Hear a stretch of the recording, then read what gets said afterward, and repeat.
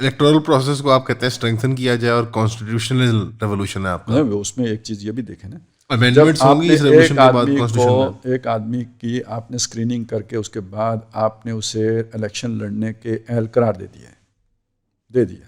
اب اس کا ایک لازمی تقاضا ہے کہ کوئی دوسرا آدمی اس کی ذات کے اوپر اب تنقید نہیں کر سکتا.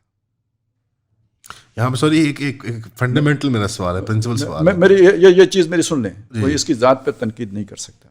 اگر کسی کو اس سے شکایت ہے تو ادارہ موجود ہے جہاں جا کے وہ شکایت کرے گا.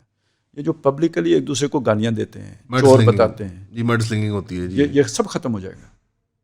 نہیں, میرا پرنسپل سوال ہے زیادہ کہ یہ ادارہ جو آپ کو کلین چٹ دیتا ہے, یہ پرنسپلی میرے ایسے اختلاف ہے, یا مجھے جو انٹلیکچوئل پرابلم آتی ہے اس کو ریکنسائل کرنے میں, کہ یہ پھر ایک اور گیسٹاپو کیسے بنے گی, یا بننی بھی چاہیے کہ نہیں. مجھے تو غلط لگتا ہے کہ کون اسیس کرتا ہے کہ کون مورل معیار پہ صادق اور امین ہے. میں مثال طور پہ عام اصطلاح میں بات کر دیتا ہوں. اصل میں دیکھیں یہ ابھی بھی بحث چلی ہے. الیکشن عدالت کے جو بھی فیصلہ ہے, میں اس معاملے میں یا جو بھی آبزرویشنز آئی ہیں یا جو ریمارکس دیے گئے ہیں, میں ان پہ خوش نہیں ہوں جی. کیونکہ میری نظر میں دیکھیں, آپ کو ماننا ہوگا, جیسے میں ایک آزاد شہری ہوں تو مجھے آپ نے چور مانا ہوتا تو جیل میں ڈالا ہوتا نا جی.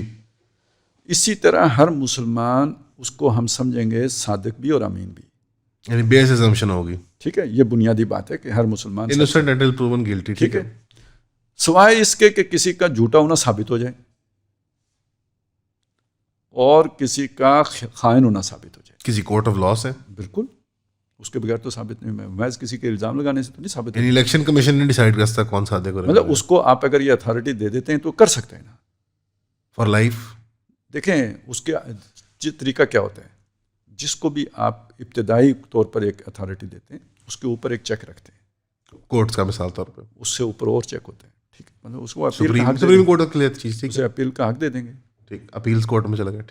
ٹھیک ہے, بلکہ چلیں آپ کو سپریم کورٹ سے بھی اطمینان نہیں ملتا تو کوئی اور پارلیمنٹ کی کمیٹی بنا لیں, اس کے بعد ادھر بھی اپیل کر لیں. بے شک GIT کوئی اسپیشل, مطلب کوئی جو بھی کچھ کریں جس پر, لیکن یہ کہ اس کے بغیر یہ نظام چلتا نہیں نا دنیا میں.